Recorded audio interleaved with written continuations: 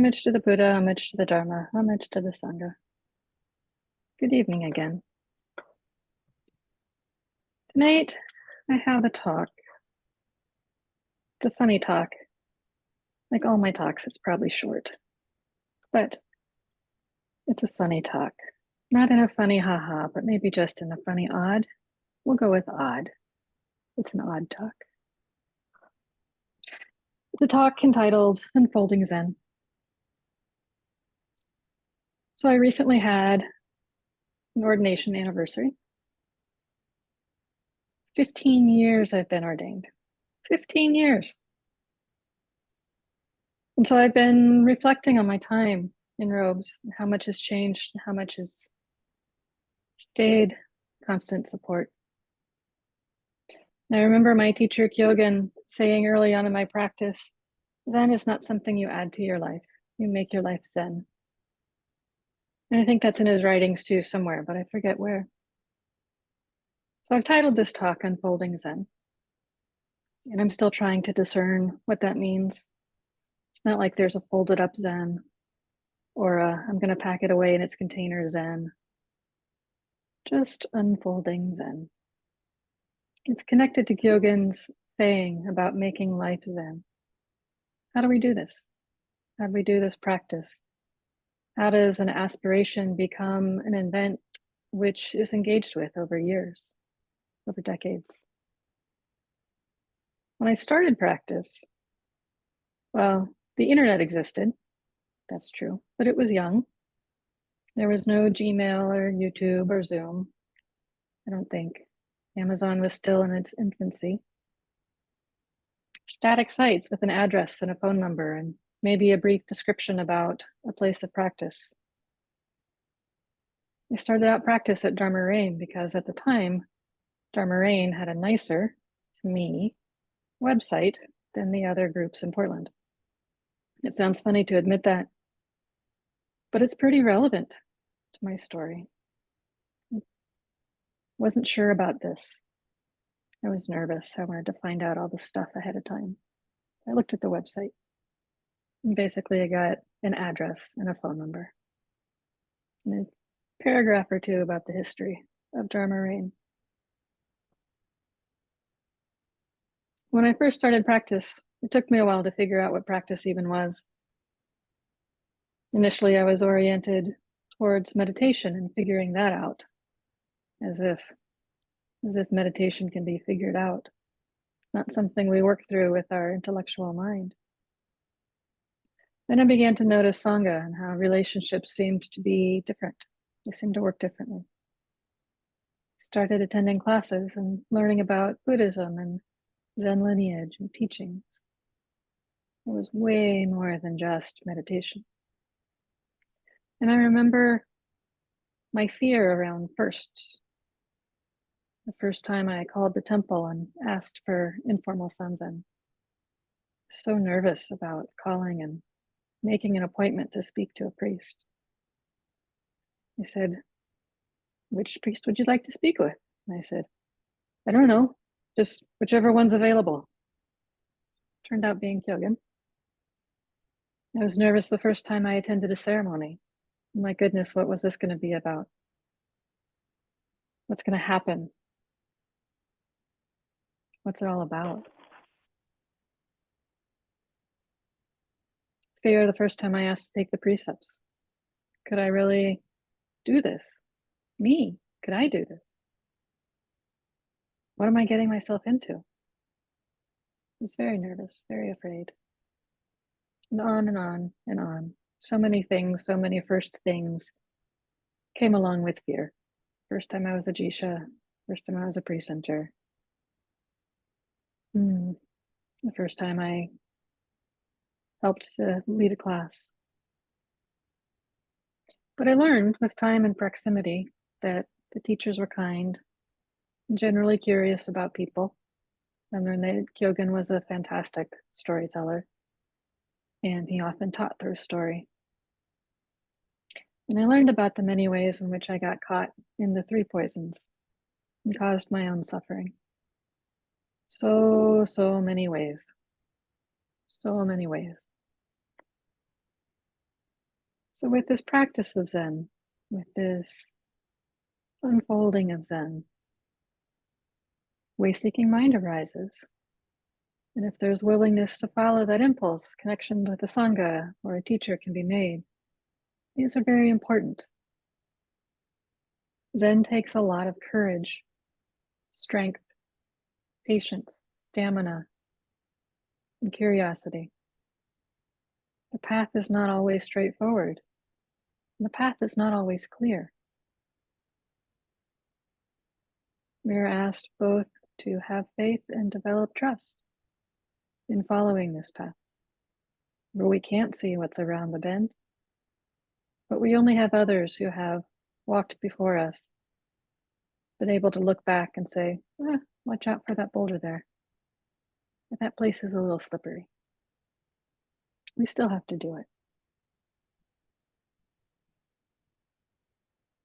Zen and Zen practice tends to emphasize experience, the doing of practice.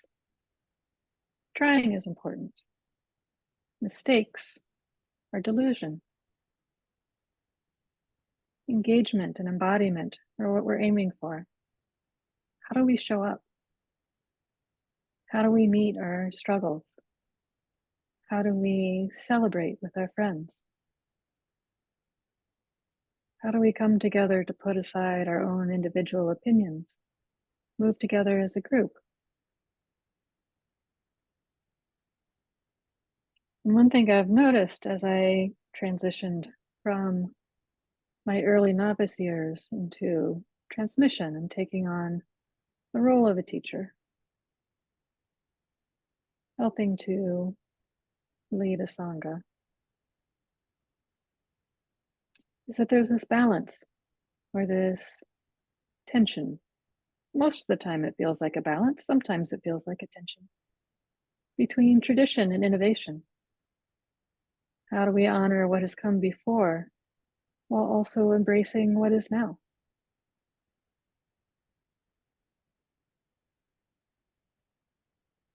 And I'll come back to this theme of tradition and innovation a little bit later. But in picking up a practice, there's so many ways. There's so many things we can do with this practice. Meditation, yes. There's also chanting. There's also being in this community. There's bowing. There's taking up practices like sutra copying, reading sutras, volunteering.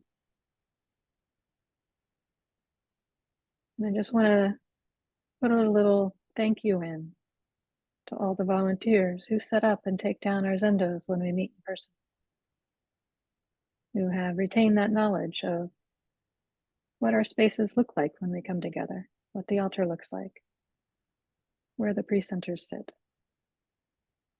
Developing that institutional memory of the group is important. It creates a container, it sets a stage, it creates a space that others can come into, to feel invited, to feel like they can learn.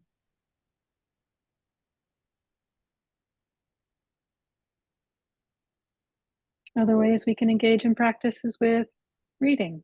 We do a lot of reading with this group, reading a variety of books over the years, taking turns, reading to each other, answering questions, having discussions. What is this? What is being taught? What is being explained? How does it fit with my life? Where do I agree with this author? Where do I disagree? Does it matter or not? Each person brings something of themselves to this discussion. Each person shows a little bit of themselves and lets themselves be seen by others. It can be a hard thing to learn. I've met many in the helping professions who are terrified of sharing their view. And yet, here we do it every week. if not more. Together as a Sangha, when we come together, we have our forms that we hold. Things are a little bit different now. Since we're mostly on Zoom, we come together to meet in person perhaps once a month or so. We've held forms of recenter, the Jisha, sacristan, a guest master, someone to welcome the others in. We have our chants.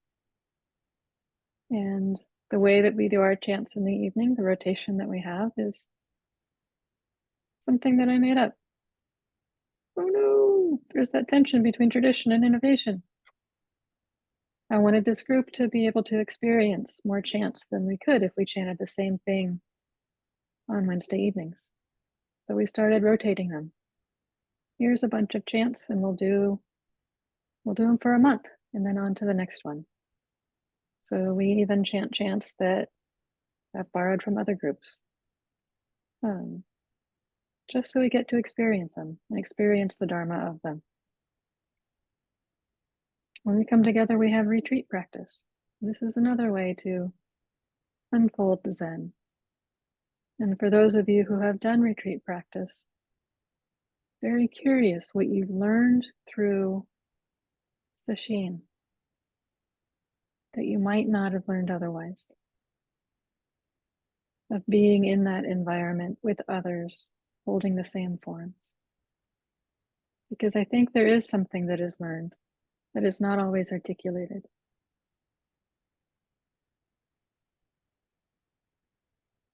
In the past, we've done one-day retreats from time to time. We're doing a series of term student retreats over these next 3 months, and we'll see what happens in the future.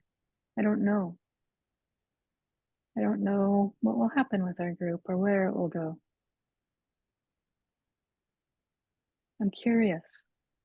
What do we want to do? Where do we want to go? Who do we want to be? Amongst the lineage temples of Dharma Reign, amongst the practice places that are led by people who trained at Dharma Reign, they all have their own style. They all have their own way of embodying the Dharma, their own way of articulating the teachings. So Empty Field is different from Brightway, which is different from Wy'East. It each is guided by a teacher or teachers who trained at Dharma Reign at some point. And each of these practice places feels different, but there is something recognizable among all of them that gets carried forward.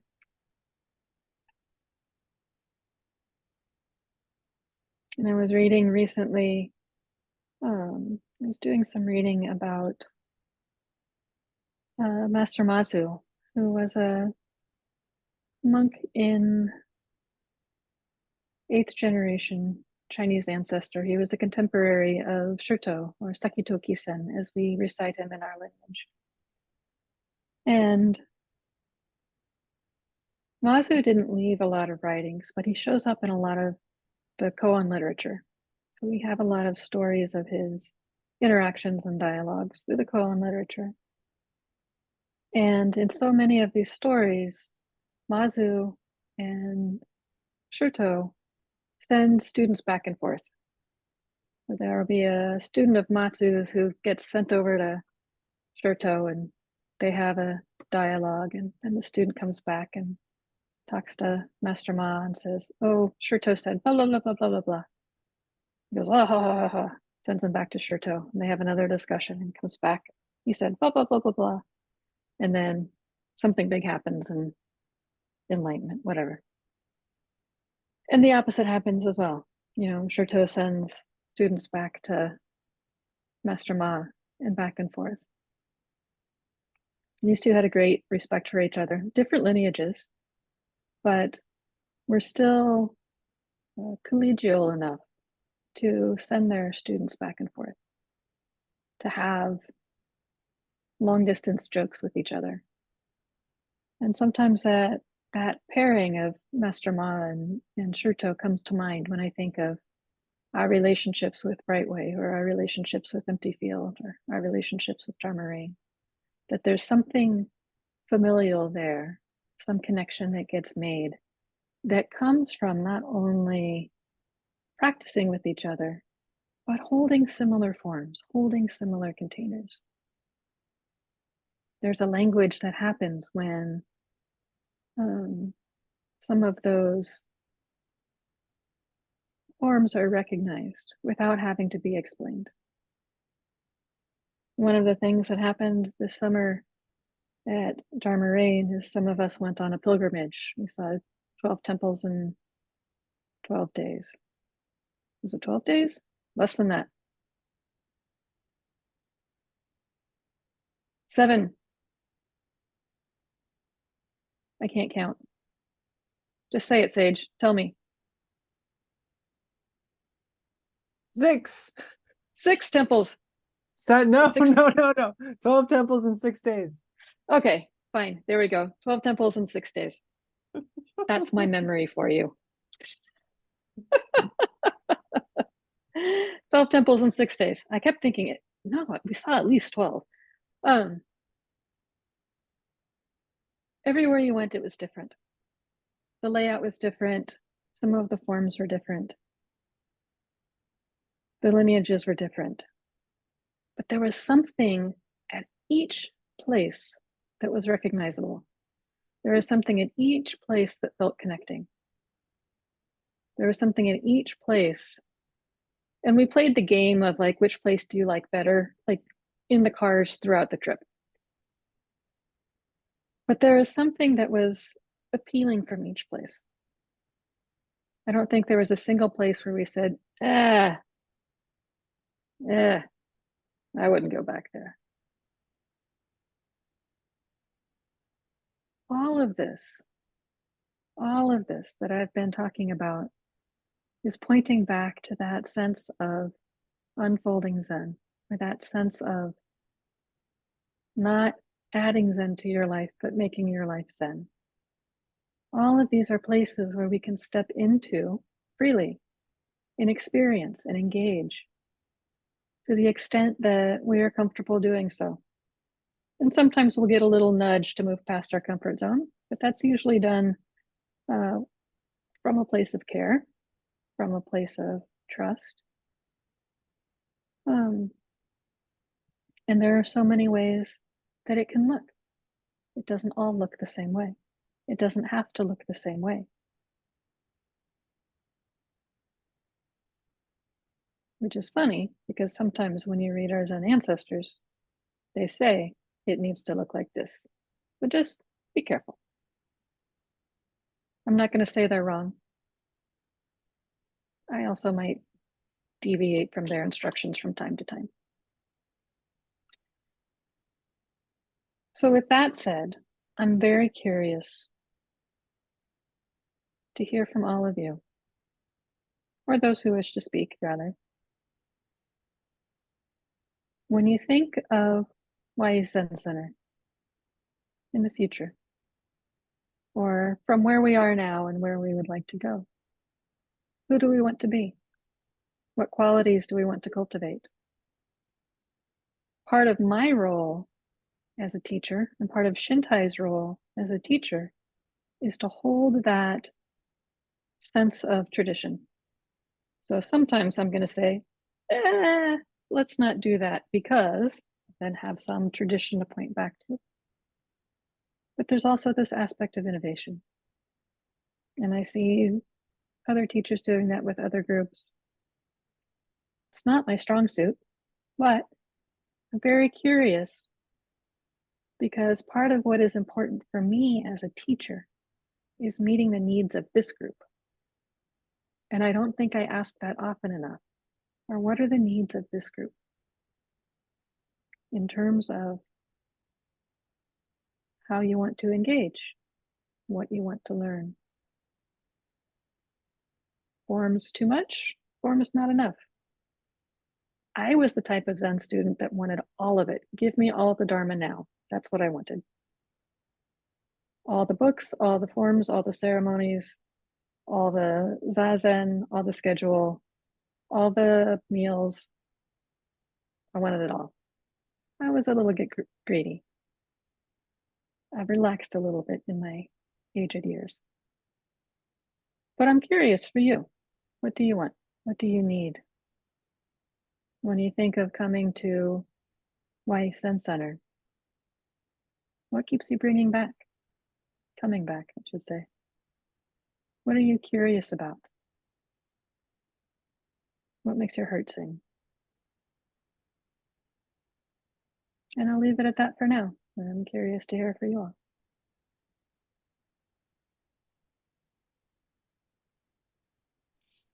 And immediately made me think of what I love most about Wy'East, which is the informality and the egalitarianism, that there is no distinction between Buddhas and ordinary people Hmm. in this group. There's no, you are this, so you must listen to me, that I sometimes see. There's just so much more formality in the other groups. And in here, I love it.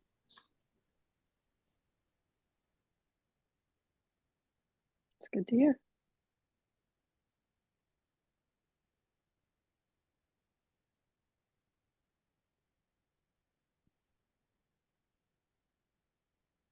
I would like to see at least come to a time that we have either a space or can get some spaces that like that we've gotten in the past for a session, but maybe shorter retreats, maybe, you know, a 2 or 3 day retreat, not necessarily a 5-day retreat, but something where we're all together and we can do, you know, 1 or 2 nights, maybe 3 nights, depending on where we are or whatever. It would be nice to do sessions again or just a shorter retreat.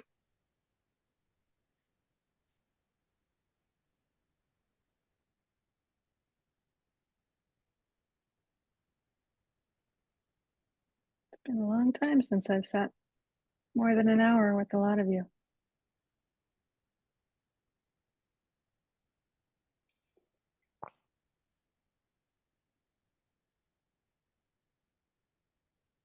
The thoughts, the reflections.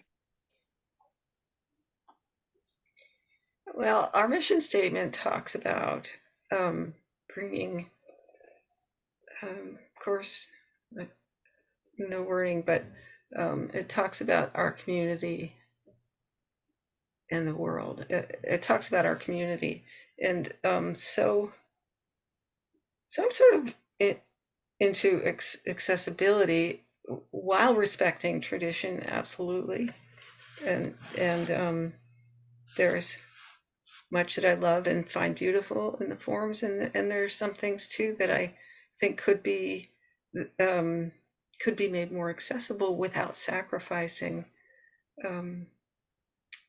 the precious legacy that we're blessed to have.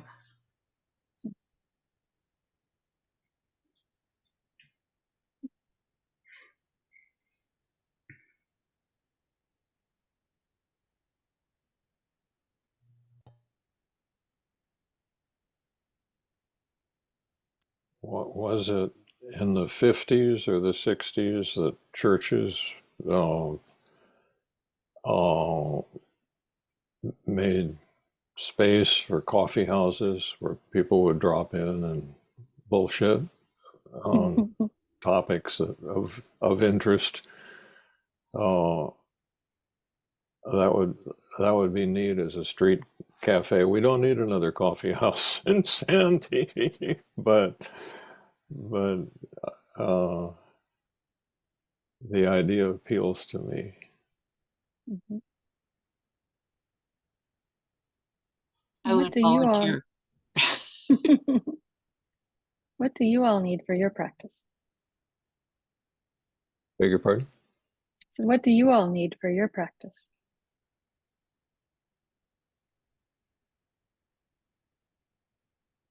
More interaction with the group would help me. Mm-hmm. Yes, I like meeting. I love our in-person meetings.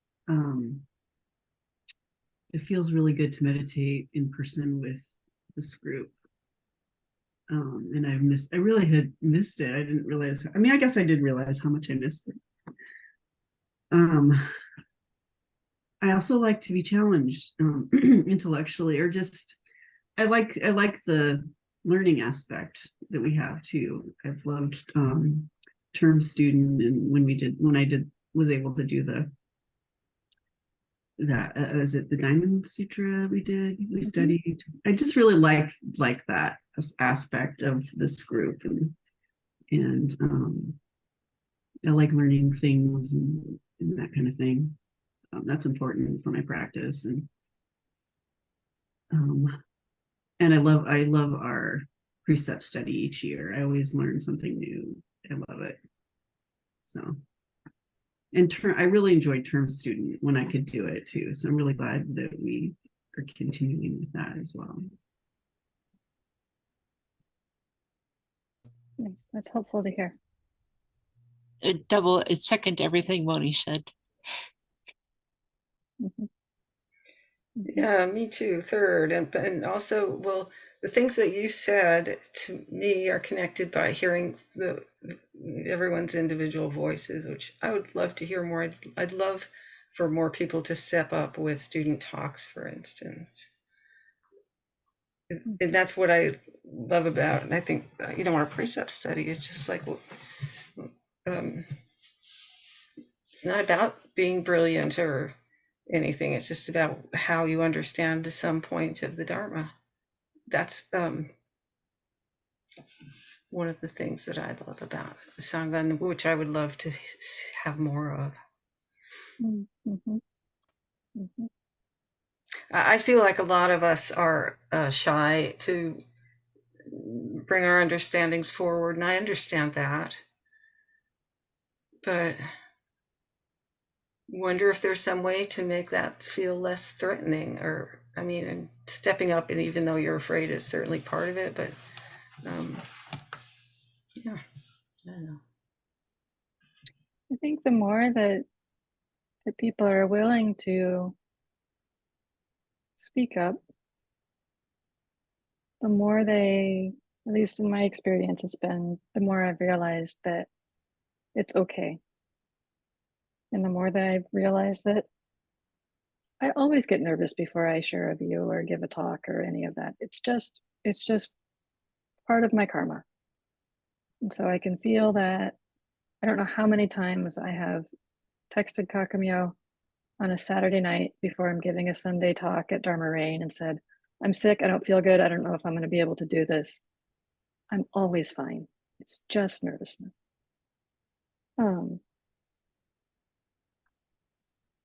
I think what I was trying to say was the more people can share and we're able to hold them gracefully, the easier it is to continue doing that.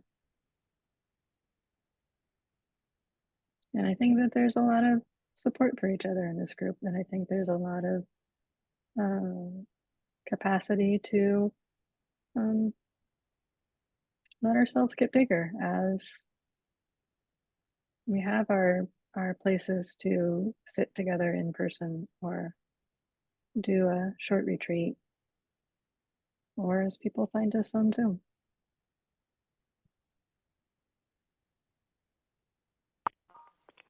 One of the things that I really miss is when we used to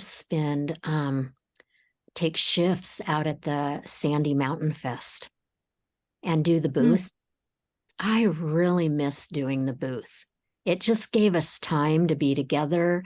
We laughed, we had fun, we got to see all the people coming through the festival. It just was a lot of fun, and it brought us together. And I don't know, I wish we could do a few more things like that, some kind of I don't know, all day volunteer event somewhere, or even just work practice, maybe doing some kind of work practice somewhere, either out at Dharma Rain or somewhere else. I'm sure there's plenty of places that we could do a work practice together for a day. So yeah, I miss that, just coming together like that. we could adopt a road and have a little sign that says Wy'East Zen Center, and then have fun picking up the road.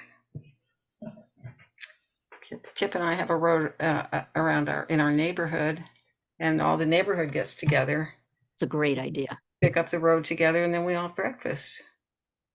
It wouldn't be hard to do, and we'd have a sign. Huh? Sounds like a project we can take to the board. Yeah.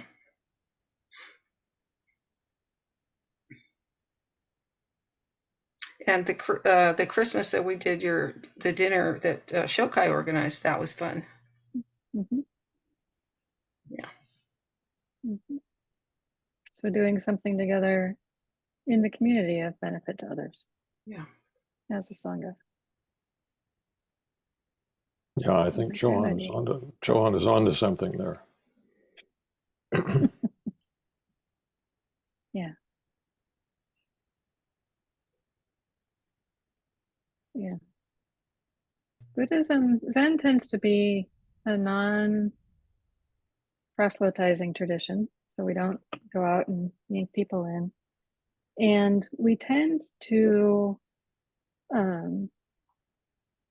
at least the way I was trained, we tend to put obstacles in people's paths and see how they work with them as they're deepening their practice. And at some point, I was like, I realized I'm not even sure what the folks at Wy'East want or need in terms of practice. And I was like, I don't know if they're going to tell me. So I figured I would ask. Hence this talk. I hope that's okay.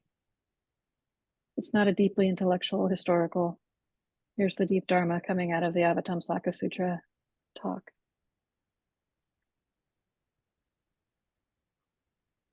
I mean, It's the best talk you've ever given. I am going to go back and listen to this one again. There's some things I want to write down. This is the best talk I've ever heard.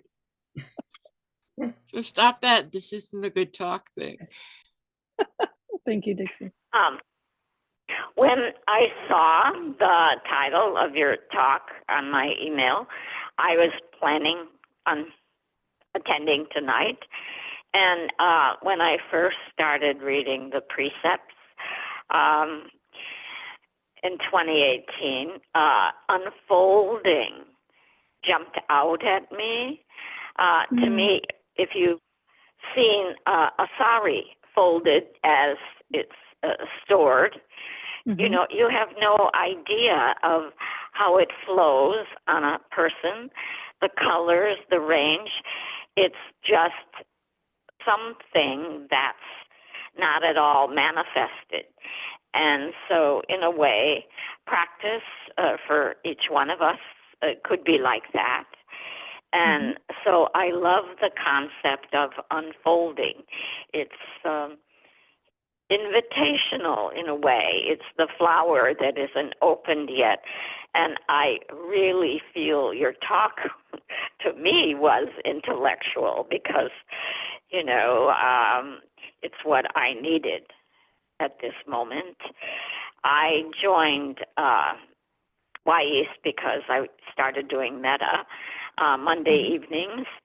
And then I told myself, because I think by the beginning of 21, we realized, oh, COVID is, or something like it, is here to stay. And I thought, never mind, I have this.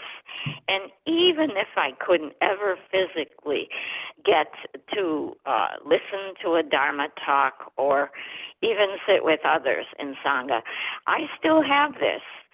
But practice, invitation, this challenge. But for sure, I feel a part of this group because of the kindness and the openness. Thank you. Thank you, Ruth Ann. That was beautiful. And I'm glad you're here with us as part of the Sangha. And I'm glad that Metta Monday is supportive for you too. I think it is for lots of people.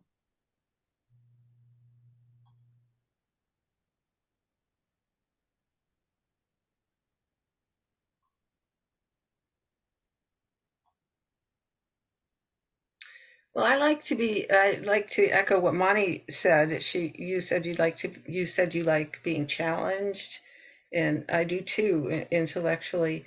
And I also like the practical, how do I live my life? How does this apply to me? To me, that's almost paramount. If the practice that I put this much energy and bandwidth into isn't helping me in my day-to-day life, then I'm gonna go do something else. So so as much as I love being challenged and always benefit from that, I also just like yeah, how does this help me in my life? How does this apply to me?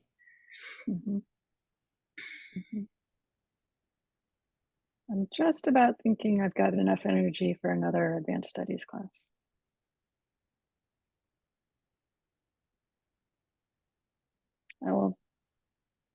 Let me think about it.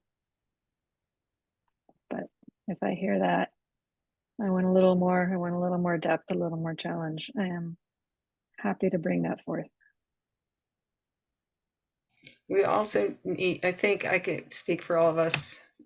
I'm pretty sure when I say we need you to take care of yourself and your health, because we need you to last a long time.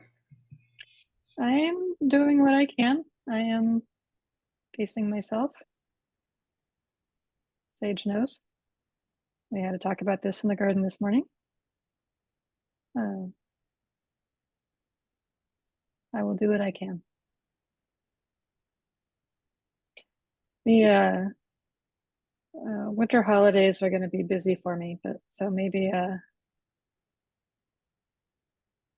advanced studies class around the new year.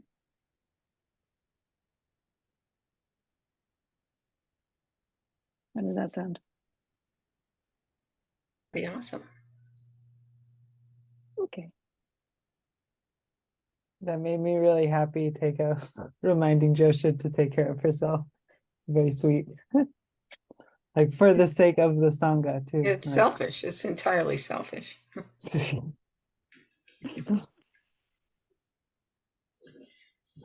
Or I should say enlightened self-interest or something like that. Good for you, good for all of us. Well, I think all of us contribute to this Sangha. I do like our readings and discussions. That seems very Wy'Easty to me, and I even like the fact that we explore this literature together, and we don't always agree on the books, and we don't always like them. Sometimes we agree that we didn't like that one, and that's really valuable too. So, yeah.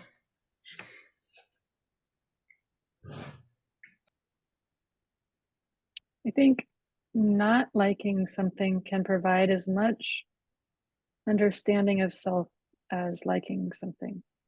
And oftentimes we get a little bit more from not liking because we often then articulate what it is that bugs us. Whereas if we like something, like, I just like that, or that works for me, without really articulating, like, oh, it's the way that this person constructed their argument that really worked for me, or their use of language and imagery really worked for me.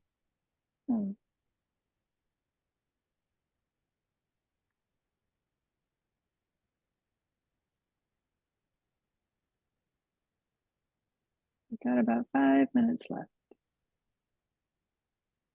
Anything else want to add anything?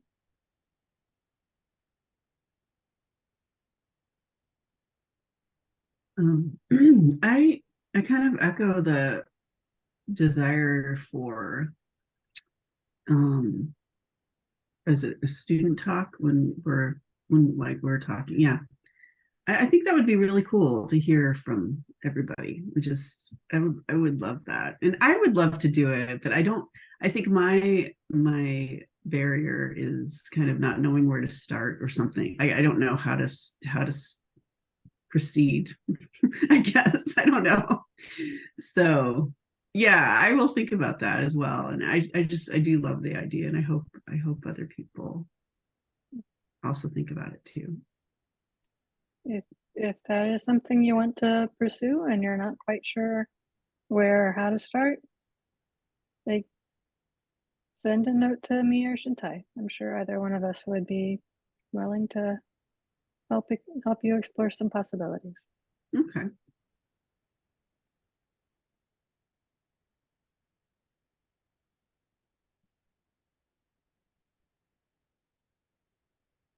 Well, how about we wrap it up at this point? Sound good?